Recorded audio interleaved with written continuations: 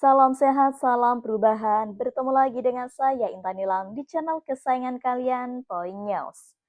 Pernyataan mengejutkan datang dari mantan Panglima TNI Jenderal Gatot Nurmantio yang menuding adanya sabotase dari lingkar dalam istana terhadap pemerintahan Presiden Prabowo Subianto. Dugaan ini disampaikan dalam pertemuan reuni 5 tahun Koalisi Aliansi Menyelamatkan Indonesia atau KAMI di Yogyakarta, Senin 19 Agustus 2025.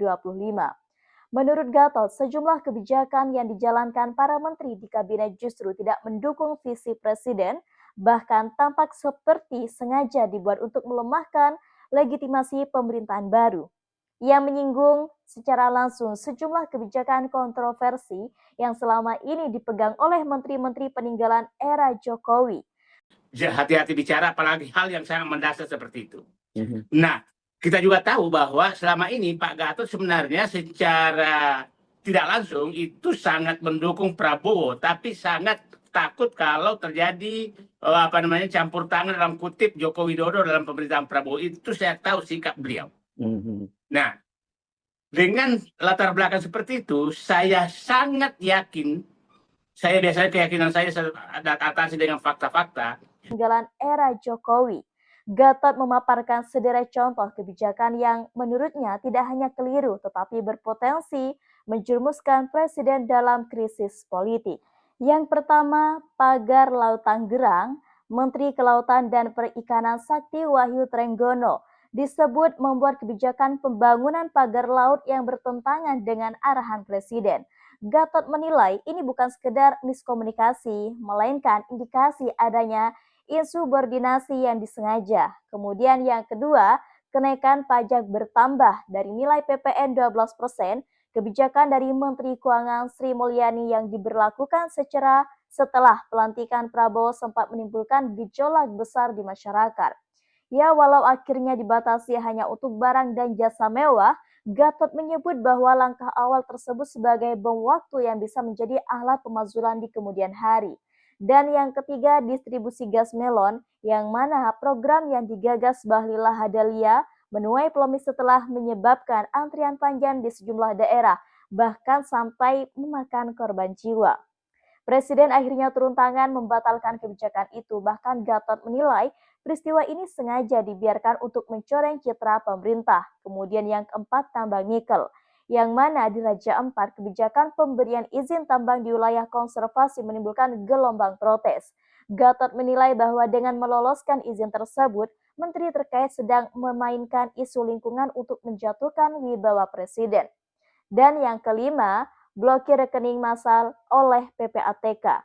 Langkah membekukan lebih dari 100 juta rekening nganggur tanpa payung hukum yang jelas, menurut Gatot bisa menimbulkan kepanikan sosial. Ia menegaskan hal ini sebagai contoh nyata kebijakan yang berpotensi menggoyang stabilitas pemerintahan. Gatot menekankan pola dari kebijakan yang ia sebut di atas menunjukkan bahwa menteri-menteri peninggalan Jokowi masih memegang kendali di titik strategis pemerintahan.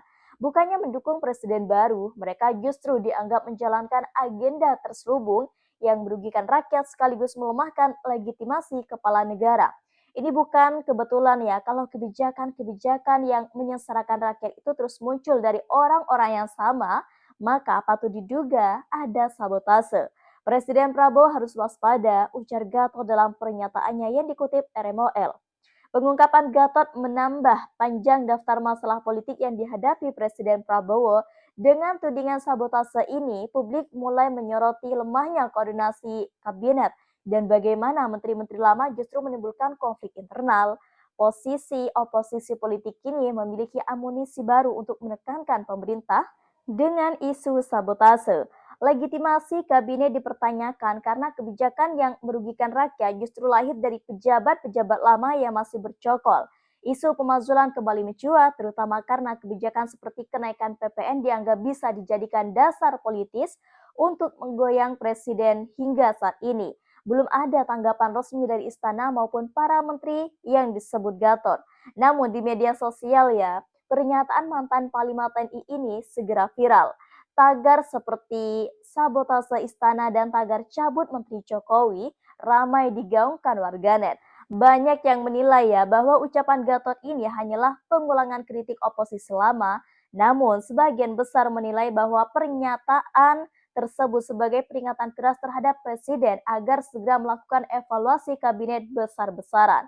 Kalau Prabowo tidak berani bersih-bersih, sabotase akan terus terjadi. Yang dirugikan adalah rakyat, bukan elit. Nah, tulis salah satu pengguna X. Pernyataan Gatot Nurmantio membuka babak baru ketegangan politik di tubuh pemerintahan Prabowo. Dengan menuding adanya sabotase di lingkar istana yang dilakukan menteri-menteri warisan Jokowi, ia menempatkan isu ini sebagai bom waktu politik yang bisa meledak kapan saja.